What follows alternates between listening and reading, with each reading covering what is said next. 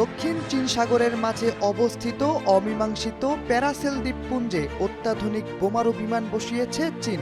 বিশেষজ্ঞরা বলছেন এই কার্যক্রমের মাধ্যমে প্রতিদ্বন্দ্বী পরাশক্তির কাছে নিজেদের শক্তিমত্তা জানান দিয়েছে চীন।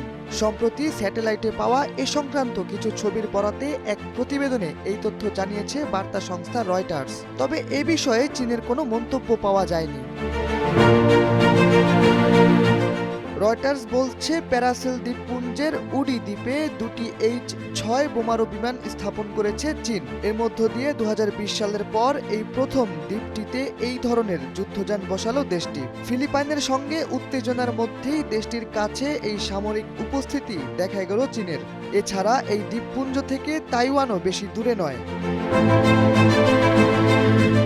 সিঙ্গাপুরের S Rajaratnam school of international স্টাডিজের প্রতিরক্ষা বিষয়ক গবেষক কলিন কোহ বলেছেন, প্যারাসেলের দ্বীপে চীনের দূরপাল্লার বোমারু বিমানগুলো থাকার প্রয়োজন নেই। ফিলিপাইন, আমেরিকা ও অন্যান্য ইস্যুতে এটি বেইজিংয়ের সর্বমুখী সংকেত বলে মনে হচ্ছে। কূটনীতিকরা বলছেন, আগামী মাসে দক্ষিণ চীন সাগরে একটি ব্রিটিশ বিমানবাহী রণতরী মোতায়েনের সম্ভাবনা রয়েছে। এর আগে গত মার্চের শেষ দিকে দক্ষিণ চীন সাগরে অবস্থিত অমীমাংসিত স্কারবোরো শোলের ওপর দিয়ে দুটি H-6 বিমান উড়তে দেখেছে স্যাটেলাইট। আঞ্চলিক কূটনৈতিক ও বিশ্লেষকরা বলছেন, জেট চালিত 6H মোতায়েনের বিষয়টি নিবিড়ভাবে পর্যবেক্ষণ করা হচ্ছে। কারণ স্নায়ুযুদ্ধের যুগের বিমান কাঠামোটি জাহাজ বিধ্বংসী এবং স্থল আক্রমণকারী ক্রুজ ক্ষেপণাস্ত্র বহনের জন্য আধুনিকীকরণ করা হয়েছে।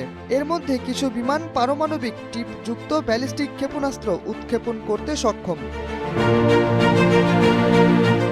এই অঞ্চলে মার্কিন ঘাঁটির জন্য সম্ভাব্য হুমকি হিসেবে H-6 বোমারু বিমানগুলোকে অক্টোবরে তাইওয়ানের আশেপাশে যুদ্ধ মহড়ায় মোতায়েন করা হয়েছিল এবং জুলাই মাসে প্রথমবারের মতো মার্কিন মূল ভূখণ্ডের কাছাকাছি উড়তে দেখা যায়।